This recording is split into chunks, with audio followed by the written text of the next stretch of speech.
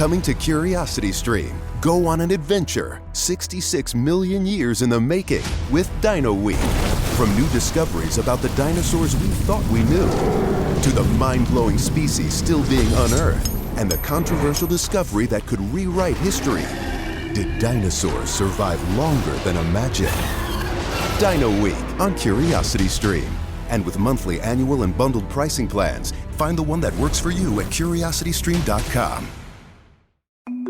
It's important to properly dispose of unwanted medication or sharps. MedProject offers free and convenient disposal options near you. To learn more, call 844-MED-PROJECT or visit medproject.org. Educate, empower, enable, impact.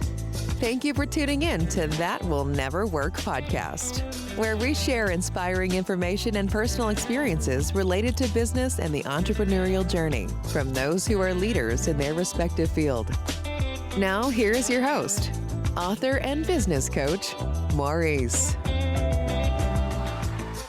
Thank you all for coming on the show today. I have a wonderful guest. She is a certified director of operations, business growth strategist, and host of CEO Amplified podcast.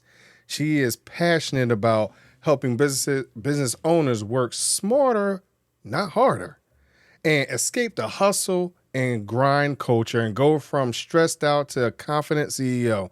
And I can use that for myself. And so with several years of experience in project planning and strategic growth planning, she has helped 6- and 7-figure businesses see momentum and happen in leveraging their time, their talent, and their tactics. I want to introduce to you today none other than Donna Dube. Donna, thank you very much for coming on today. Thanks, Maurice. I'm so happy to be here. Cool. So here's what we're going to do. We're going to go right into it, right? Sounds good. And all the information that we're going to talk about today, you can find it on her website, which we will share in the description, of course, and we'll talk about throughout the episode. So one of the things that I know I need help with, right, is developing some great habits. And that's some of the things that you talk about. So, in the CEO game plan, what are some of the 6 habits that CEOs can use to get to be better? Yes. Well, Maurice, through my years of experience, I've noticed that many of us, and I'm guilty of this as well, as entrepreneurs work, 24/7, literally, if we could. Right. But we work significantly more than if we were at a corporate job. Yes. Right. And for some of us, that leads to us not being present with our family. Mm-hmm. That leads to us, getting stressed, getting burnt out, possibly even closing the whole business because it's too much. And so I really like to come in and help CEOs say, how can we leverage your time so that you are doing that optimum work for you as a CEO? Mm-hmm. Because you have to remember, you're the leader of this business, right? You're not to be stuck in the weeds. Oh, this Canva image, oh, this lead pages. That's not the CEO level work that we want you to be in, right? Okay. And so these habits really help you focus and bring that into the forefront so that the time you're spending in your business is really focused on that high level, that work that's going to bring you that return on investment. Okay. So as an example, one of the first habits I like to have the clients that I work with get into is what I call the CEO Power Hour, which is really a 1-hour date with yourself, like a CEO date, right? So if we think about these big businesses, Apple and Nike and the rest of them, they have a board of directors. The CEO has VPs of sales, marketing, all the different departments that they're meeting with to, see what's happening in the business. Right. We don't have that on the smaller business scale, but we still need to be knowing what's happening in each of these areas. And so this CEO Power Hour is a 1-hour recurring time on your calendar that's non-negotiable. So it's put at the same time every week, and it doesn't get overlapped, doesn't get thrown away unless, there's some life disaster. Right. No meeting goes over top. It doesn't get skipped. Right. And what you do there is really spend time reviewing, reflecting, and setting up your top 3 priorities for the week. as CEO, what are the top 3 things that you need to do this week to move your business forward? And then ensuring those are on your calendar and you have time blocked off to get them done. So with that, I know because, like you said, sometimes life gets in the way. So how do you get someone to get motivated to get back onto the schedule? Because sometimes, depending on the situation, it can almost throw off a week, if you will, if you allow it. You get what I mean? So how would you encourage for someone to get back onto their schedule? Because sometimes we struggle with that. Yes, for sure. And really it's a mindset thing. If today, I set out to do A, B, and C, if I open up my laptop and I start looking at my inbox, looking at my DMs, responding to my team on Slack, I'm now being reactive to what everyone else wants from me. Right. And I want you to flip the script and be proactive. So yes, you'll get to those things, but start the day with one of your priorities so that you can knock that off in the first hour of the day, or at least a piece of it, and feel confident that, yes, I've accomplished something for my own business today, right? Then no matter what happens, what falls off the rails for the rest of the day, you've got something solid done first thing in the morning. And then at the end of the day, you're going to look at it and say, okay, I did that thing first thing in the morning, but the rest of the day was a waste, right? I didn't get to what I wanted. This happened, that happened. Tomorrow is a new day. And that's really where the mindset comes in, that this is a journey. And each day we're trying to get a little bit better, 1% better, 1% better, right? It's not an overnight boom and I've got it. For some of us, we would like for it to be. Yes, understandable. We would like for it to be that simple, but because of life, like I said, it throws us off. And I appreciate those little nuggets, those tidbits, just for us to kind of move forward. But what's the second habit that we should try to adopt? Yeah. So the next habit is what I call a scheduling ninja, which is really your calendar. You can have this ninja working for you or against you. And of course, I choose working for me. Right. So most of us, when we start our business, we open up our calendar and we allow anything to go on there at any time, right? Because we're desperate. We need clients. We want to get this thing rolling. And so we'll take calls at any time. We'll do just about anything. You're right. But we need to scale that back. And once we've got an established offer and we're rolling with our business and we want to grow it, we really need to look at our calendar and make it work for us. So what I suggest people do is take a blank calendar, paper on Google, doesn't matter, whatever it is, but a blank calendar, and you're going to set up your ideal or your model calendar for the week. Now, this might change depending on your season, right? Like we were talking about, life throw things at you. Maybe you've got young people at home or you're caring for aging parents. Maybe you've got something else going on in your life. So different seasons are going to look different. But what you start with is, what do I need for my family time and for myself? And you block that off in your calendar each week to start with, because yes, I believe in business and I want to make a profit, but my family, my life comes first. Right. And so I believe that I can still run a business and still have time for the things that I find joy in. So how do you encourage someone that, because, you hear these coaches and things like that say, hey, you know what, your 9 to 5 is 40 hours, but when you become a CEO, you're working 80 to 160 hours, quote unquote, so idea. Yes. So how do you get someone to kind of pull back on that, especially if their goal is to make 100,000, 200,000, a year, or whatever it might be. So how would you encourage them to pull it back? Yeah, good question. And so that lies into our next habit, which is a strategic to-do list. So I know many of us, we all have a to-do list, right? It's never ending. And look at how you're approaching your to-do list. Many of us are saying, well, I've got 2 hours. I'm going to crank out and start at the top of the list and just get them done. Or you may hit it and say, I'm going to do the things that I feel like doing, the things I kind of enjoy doing from my to-do list. But neither of those two are really being strategic, because what we want to do as CEO is hit those things on our to-do list that are moving the needle in our business, right? Right. So basically what we do to have it strategic is we use the Eisenhower matrix, which will give us 4 quadrants, and we're using 2 criteria. Important, meaning it's revenue generating, can be directly tied to making revenue in my business, and urgent, meaning it's got a deadline within a couple of days, couple of weeks, and I need to make sure I hit that deadline.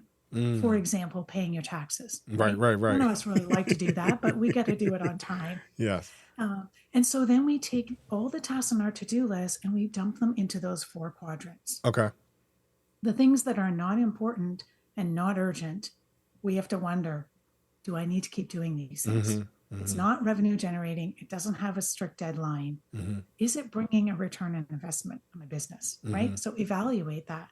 Look at the data. And if it's not, perhaps we pause that thing. Because many of us, we end up putting things and we start doing things in our business because we think we should. Right. Right? Again, we have to look at the metrics and look at the data. If it's not helping our business, pause it. And then if there's things that are urgent, but not revenue generating, so not important, those things can be delegated, right? So admin work, customer service replies, making sure your invoicing is right, doing some things in QuickBooks to make sure your finances are on track. Those things need to get done. But again, I question, not by you. Right?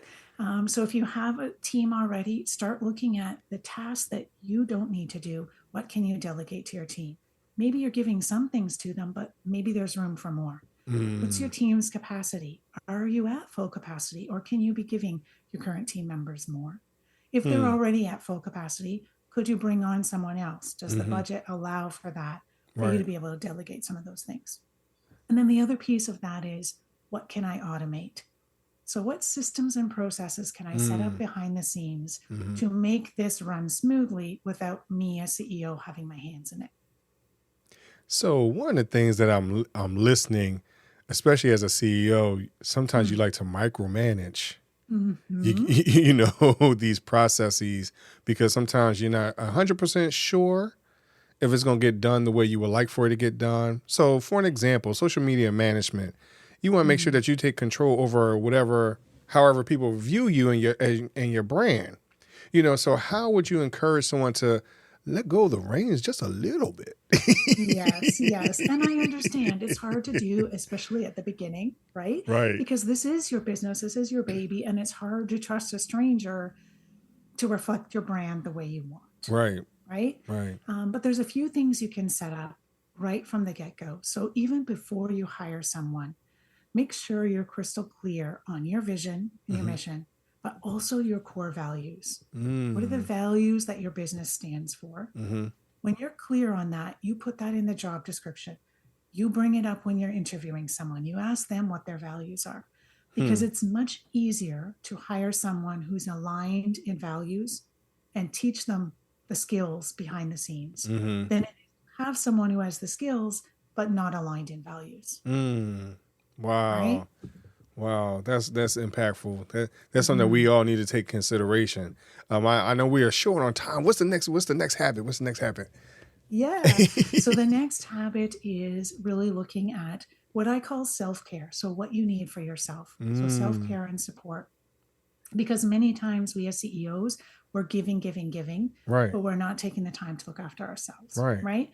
So each week when we do that power hour, we're setting aside, okay, what do I need this week? Whether that's in my business or at home. And then once I figured that out, I need to communicate that to the people in my life. So if I'm communicating to my team, that's in a project management tool or however I'm doing that, make sure my team knows I need these extra things this week. Right. If it's at home, I need some help with this or that I don't normally do. Can you, take over these tasks? Right.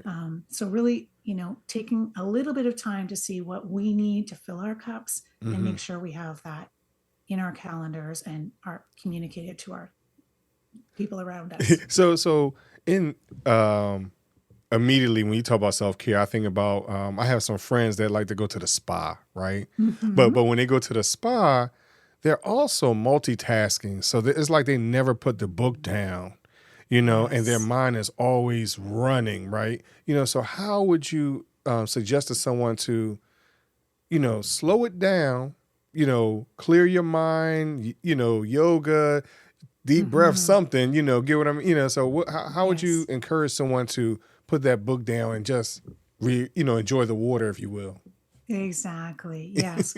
And again, sometimes it's a mindset, right? We don't Right. believe that our business can keep running if we're not in there Mm-hmm. all the time, right? And so what I do with my clients who are in that position is let's start with baby steps. Mm-hmm. So, if taking a whole day off, not looking at your laptop is too much, let's take a morning off. Okay. Okay. Take a couple hours off, commit to not looking at your laptop, and do something that you enjoy, that's joyful for you, right? Right. And try it, and let's see what disasters occur, right? Because the truth of the matter is, before I got into this online world of business, I was an ICU nurse. And the truth of the matter is, Wow. not much in Okay. business is life-threatening, Yeah. Yeah. Right. right? Right. We start Right. to believe that things have to be done exactly so. But when we step back and look, it can wait. Right. So because of that, that impatience, because sometimes we can become impatient too. So how can we even bring that down a little bit too? Because our goals seem like it's reachable, or it could feel like it's unattainable. So now we're even more aggressive in that. How can we even pull back in that in our space of self-care?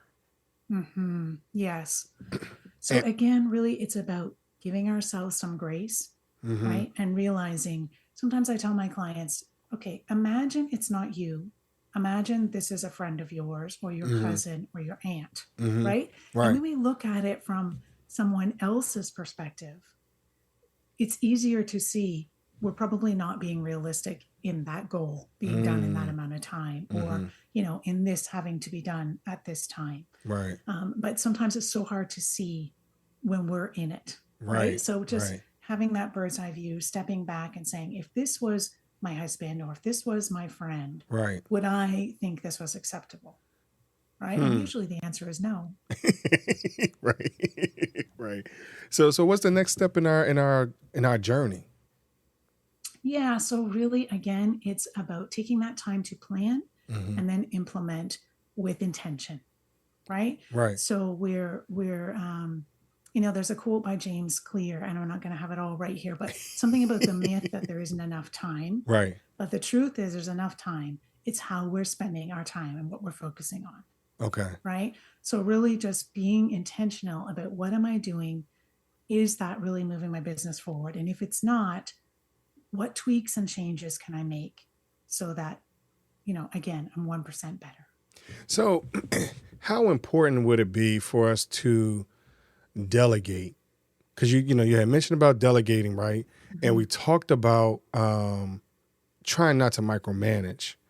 And so in the delegation, what processes should we take to, because I know you had mentioned, you had talked about making sure the job description is clear, right? But anything else that we should look at that beyond the person maybe fitting our values, but anything else, would you say, hey, you know what, consider these 2 or 3 characteristics for us to move things forward as we try to delegate?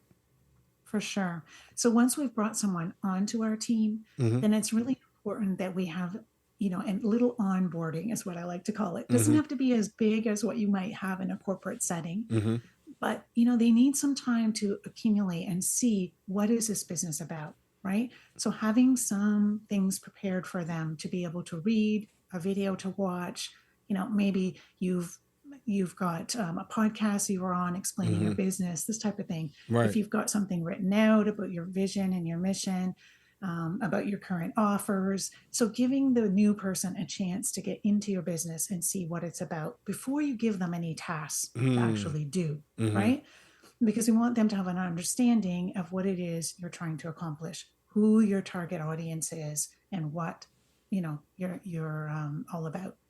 And then from there, you want to give them tasks, but you want to be clear, not necessarily how to do each step, but what the outcome is, right? So for example, if I want someone to make some images for me in Canva, do I have a template already in Canva that they could start with? Okay. Right? Or do I want it to be like this, this, and this. Use my brand colors. here's my branding guide, right? Rather than saying, make me an image. Right. Your image is going to come out totally different from mine. Right. So we have to give them the expectations for success. So success looks like this, right? Then they know what they're aiming for and what they're shooting for. And then when they hand you something and say, okay, I've done it, here it is, and you're reviewing it, you now have an objective guideline of, okay, this is what success looked like. This is where we are right now, and here's the gap, right? So it no longer becomes subjective of, well, I'm paying her and this is what she did, right? Which is so easy to fall into. Right. If we let it. So, right? Wow. So, because I'm listening to what you're talking about, how would someone determine in that Eisenhower matrix what's urgent, what's important, and how can I delegate it if I feel as though everything is done, due yesterday? Right. So how do I delegate that to an individual if I feel like it was due yesterday? Yes. So again, it's looking at what your goals are and what are the real priorities, right? So I like to plan for 12 months, but I like to take that 12 months and break it into 90 days. Okay. So 90 day sprints, if you will, right? And so in this 90 days, and then from there in this month, what is the priority? And let my team member know this is the priority that we're working on for this month, right? Or these are the priorities for this quarter, if you want to do it that way. That helps to separate, well, everything needed to be done yesterday. Because if the goal this month is to bring in more people to my email list, right? Then what we need to be focusing on is, well, do I have social media posts, that are attracting people to some CTA that's bringing them? Am I going and speaking in places where people can then find me and get on my email list? Right? Do I have a juicy lead magnet that will attract people, make them want to leave their email address? Whatever that looks like for your business. But if that is the goal, then the tasks that you're doing need to be aligned with that goal. Wow. Donna, thank you very much. I appreciate it. I hope that you've been catching some of these little nuggets. I really want y'all to follow Donna. And Donna, please share your social media, websites, and things like that. Yeah. So I have a podcast, which is CEO Amplify, and the website is also ceoamplify.ca. When you go on the homepage there, you can download the CEO Power Hour playbook, which will walk you through having a CEO Power Hour. So if that's something that you liked when you heard that I was talking about and you'd like to know a little more details on how you implement that and what you do, then go ahead and download it from there. And I did download it. I just want you to know. Okay. But, Donna, thank you very much for coming on. Thank you for sharing information. I know one of the things that's going to really help me out is the self-care, because I do need to take more time for myself. I'll be honest.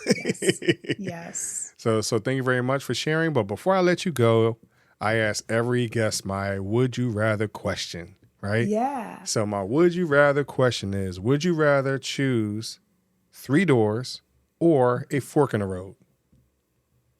Oh, good question. Definitely a fork in the road. Really? Okay. Yes, because it's less choices, right? So if I make the wrong choice, I can reverse and go back to the other choice, hopefully. But yes, because there's only 2, I would choose the fork in the road. Really? Okay. All right, cool. Most recently, it's been a toss-up. Is it? Yeah. For a while, in the very beginning, when I started asking the question, everybody was picking the doors. They wanted more choices. Then all of a sudden, everybody started doing the fork in the road because people wanted to peek and try to get a hint, things like that. But recently, it's been kind of like hit or miss. Like every other person I spoke to is like every other one. So thank you very much, though, for sharing. All right. Anytime. Sure. Donna, thank you very much. And continue to listen to That Will Never Work podcast. Thanks for listening. Find us on social media at Chisholm Group LLC and check back weekly for new episodes. Until next time, that will never work, or will it?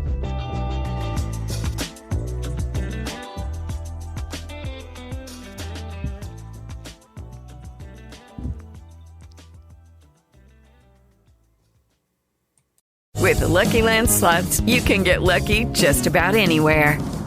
This is your captain speaking. We've got clear runway and the weather's fine, but we're just going to circle up here a while and get lucky. No, nothing like that. It's just these cash prizes add up quick. So I suggest you sit back, keep your tray table upright, and start getting lucky. Play for free at LuckyLandSlots.com. Are you feeling lucky? No purchase necessary. Void where prohibited by law. 18 plus terms and conditions apply. See website for details. Hello, it is Ryan, and we could all use an extra bright spot in our day, couldn't we? Just to make up for things like sitting in traffic, doing the dishes, counting your steps, you know, all the mundane stuff. That is why I'm such a big fan of Chumba Casino. Chumba Casino has all your favorite social casino-style games that you can play for free anytime, anywhere with daily bonuses. That should brighten your day a little. Actually, a lot. So sign up now at ChumbaCasino.com. That's ChumbaCasino.com. No purchase necessary. VGW Group. Void where prohibited by law. See terms and conditions. 18 plus.